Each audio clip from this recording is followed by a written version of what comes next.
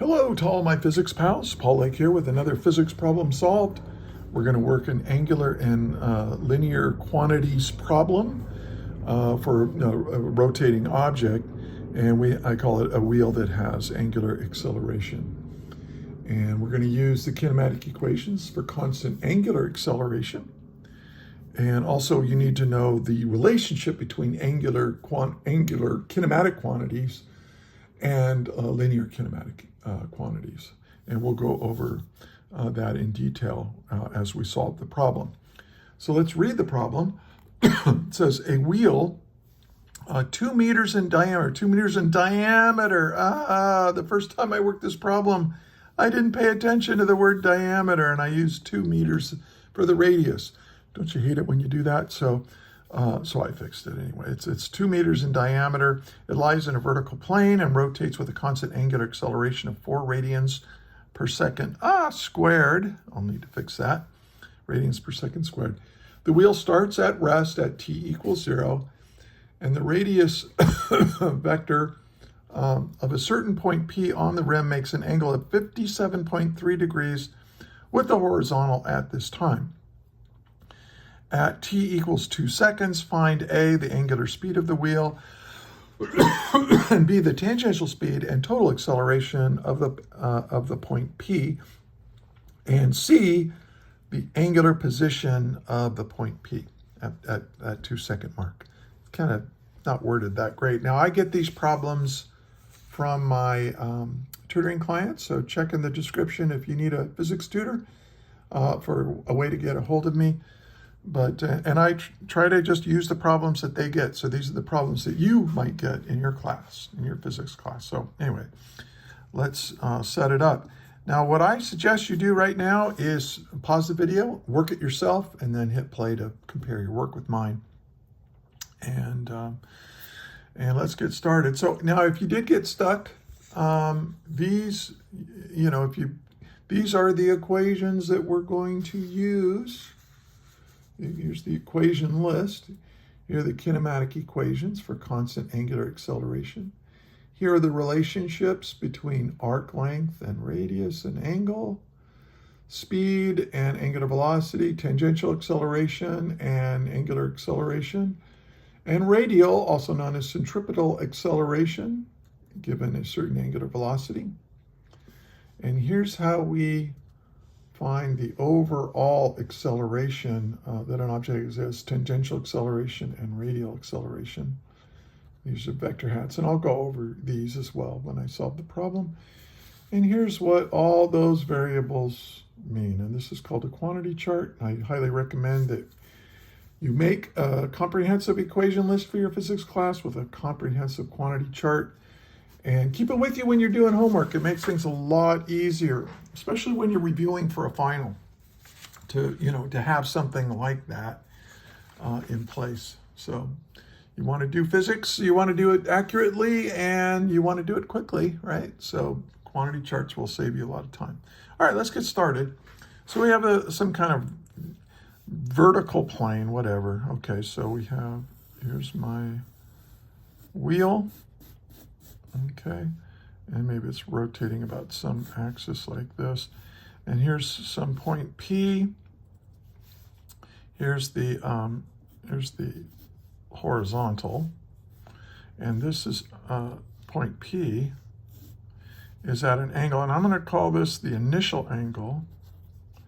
So it has an initial angle of 57.3 degrees. Now, this should look familiar to you, this particular angle, 57.3, and I'll show it later on. It's 1 radian. 57.3 degrees is equal to 1 radian. Okay. Now, it also has a constant angular acceleration. So that's alpha. We use alpha to represent that, of 4.00 radians per second squared, which I forgot to put in there. The wheel, okay. And at t equals, the wheel starts at rest. Okay, starts at rest at t equals 0. What does that mean? Okay, the initial angular velocity is 0. Okay, and then this is theta naught right there. And then, okay, so now what are we trying to find? Well, at t equals 2.00 seconds, we want to find A, the angular speed of the wheel, and then B, the tangential speed and total acceleration of the point P. The tangential speed, okay, that's just the speed at 2 seconds. And we want the total acceleration, and I'll just put A with a vector hat on it. Acceleration is a vector. And then for part C, we want the angular position. That's theta, okay? Theta is like, this is where it starts and it's going to rotate around. Where is it going to end? Okay. And the problem didn't specifically state that it wants this in radians, but I'm gonna answer that in radians. Okay. And let's see. It's a good idea to set up a problem very carefully like this. Okay. Oh, and I forgot the let's figure out the radius. The diameter is 2, so the radius is r equals 1.00 meters. Okay. So let's do A. Now this is just kinematics because we have a constant angular acceleration, which means I can use those those kinematic equations. And I want the final angular velocity. I'm given time and the initial angular velocity and the angular acceleration. So I'm just going to use, for my equation, I'm going to use this one, right? I'll use this one because that has everything I need. And it's already solved for what I'm trying to find. Very convenient. Very convenient. Okay, so this is 0. And we know that it increases its angular velocity by 4 radians per second every second, which we call radians per second squared. And we're going to increase it by 4 radians per second every second for 2 seconds. And that makes sense, right? So the final angular velocity, omega, is equal to 8.00. 2 times 4 is 8. And then seconds cancels with the second squared. We get radians per second. There you go. That's your answer for A. Now B is a little trickier. We want the final speed. Okay. Well, now we can. We call this a linear quantity. Even though it's not on a straight line, it's moving on a path. It's a length, so we call it linear, whatever. All right, so we want the speed. Now the speed, if you look here, speed is related to r omega. So my speed is equal to the radius times how many radians per second I rotate through. Okay, now the radius is 1.00 meters. And my angular velocity, I just figured it out, that's 8 radians per second. Okay, now let's talk about units for a second. The radian is kind of a phantom unit. You can include it, you can sometimes not include it. Like a lot of people would might write this answer here as like 8 seconds to the -1, because what is a radian, right? It's the arc length divided by the radius. So that's a length divided by a length, so it's dimensionless. But you can kind of think of the radius of a circle, or the radius of curvature, as being how many meters we move per radian. Okay, so you can kind of stick that in there when it's convenient and watch it cancel out. Okay, and you're left with meters per second. So my speed is equal to 1 meter for every radian For every radian that we rotate through, we're going to have an arc length of 1 meter. Okay, and we're going to do that through 8 radians. So that means we moved 8. We're going 8 meters per second. And these are only the same value when the radius is 1.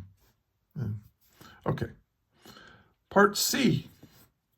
Oh, wait. We're not done. We're not done with part B. I don't like it when they give you a part B and they ask for 2 things. They should give you a part B and then make this part C, but I didn't write this problem. Okay, don't blame me. Acceleration. Well, we have 2 parts to the acceleration.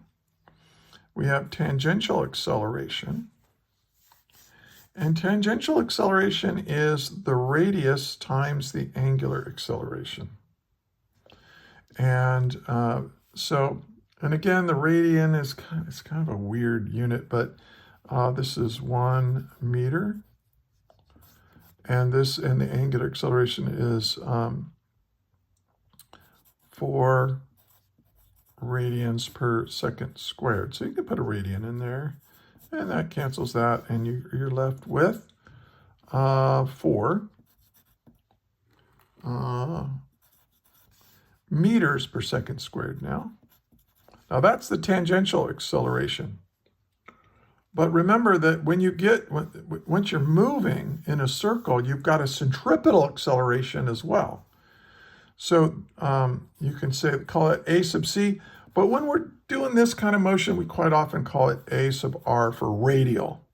I don't know why they changed it. I don't know. Maybe if there's a physics professor watching this, I'm merely a humble retired high school physics teacher. But if you're, why do they, I don't know. It doesn't really matter anyway. It's the speed squared divided by the radius. Well, the speed is 8, meters per second, and we're going to square that, and then we're going to divide that by the radius, which is 1 meter. And so we get 64 meters per second squared. Okay, so now one of the things you need to know about that, now I'm just going to draw an arbitrary, there's a circle, and let's say we've got an object right here, and we're moving, right? We've got some speed that we're moving around this circle. Maybe we're increasing that speed, right? Well, we've got 2 kinds of acceleration. We've got a tangential acceleration. That's making us go faster and faster and faster. That's increasing our speed or changing our speed. But what's happening to this velocity vector? It's changing direction as I move around a circle. So I need an acceleration that changes direction. And that's what the centripetal, or in this case, radial acceleration is doing. Okay. But notice that the tangential direction and the radial direction are perpendicular to each other. And so we have a way of denoting that. The tangential direction, we have a unit vector called theta hat. And theta hat just means in the tangential direction. And then we have a radial direction, r hat, and that just means away from the center. Like this is the tangential direction, but this is the radial direction, like this, away from. But it's going towards, so we call it negative r hat. So when I write the overall acceleration, I can express it in terms of these unit vectors. And I can say, oh, okay, it's the tangential acceleration. So this means 4 meters per second squared tangent to my path. So this is a rate of change of speed, plus, and then this is, what was this, 64 meters per second squared towards the center, toward the center. That's what negative r hat means. And so you can write your vector like this. Now, if you want the magnitude and direction, right, the magnitude and direction of this, just use Pythagorean theorem and inverse tangent, but I'm not going to do that this time. All right, so we did finish part B. Now let's do C. Well, C, we want our final angular position. We have these equations here. And which one should I use? Well, I can use just about any of them that has delta theta in it, but I'm going to use this one because it turns out to be the easiest one to use. And everything in here is given, so I don't have to use any of my computed values, so I'm less likely to carry on a mistake. All right, so a change in angular position is equal to my final angular position minus my initial angular position. But it's also equal to the initial angular velocity times time plus 1/2 my angular acceleration times time squared. Right? This is a kinematic equation. Now, there's something is 0 here, right? It says that it started from rest. So this whole term goes away because it's equal to 0. I'm going to take this initial angular position, which I do have. I'm going to put it on the other side. So my final angular position is equal to my initial angular position plus 1/2 alpha t squared. All right, so let's plug in our values now. This is 57.3 degrees plus 1/2. The angular acceleration is 4 radians per second squared. And then the time is 2.00 seconds. We got to remember to square that. Okay, well, the problem is this gives me an answer. What is this? This is 4 times 4 is 16 divided by 2. So this is 8 radians, right? But I can't add radians to degrees. And people, this is why it's so important in your calculations to carry units in there so that you don't go, oh, 57.3 plus 8 at the end. I bet a lot of people make that mistake when they do this problem. No, you have to write down the units so that you don't try to add units that are different. You can only add units that are the same unit. All right. So let's go 57.3 degrees. Well, let's convert that to radians. We know that there are, in 360 degrees, there are 2 pi radians. Now, I'm just going to tell you plus 8 radians that we got from the angular acceleration. Okay, I'm just going to tell you, if you do this, you get 1. You get 1. 57.3 is equal to 1 radian.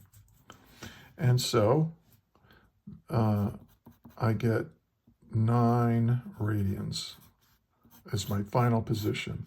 Now, 9 radians, what is that? Well, 6.24, and then 1, 2, 3. So it's about 1.5, a little less than 1.5 rotations, something like that. But that's it in radians. Hey, listen to me. Please, if you found this helpful, please give it a like, share it with your friends, share it with your professor or teacher, and subscribe to my channel. And also, if you think I made a mistake, put a timestamp in the, or if you have a question, put a timestamp in the comments, and so that I know where to look, and I'll answer your question. Or if you just want to say hi or just say thank you, I love hearing from you guys. And yeah, and I also I want to thank you. I want to thank you for 2 things. Thank you for watching all the way to the end of my video, because the YouTube algorithm loves that. I also want to thank you as a citizen of the world for studying physics, because if it weren't for smart and hardworking people like you, our civilization will crumble. So, because we need people who understand how the universe works to keep this all going. So, thank you.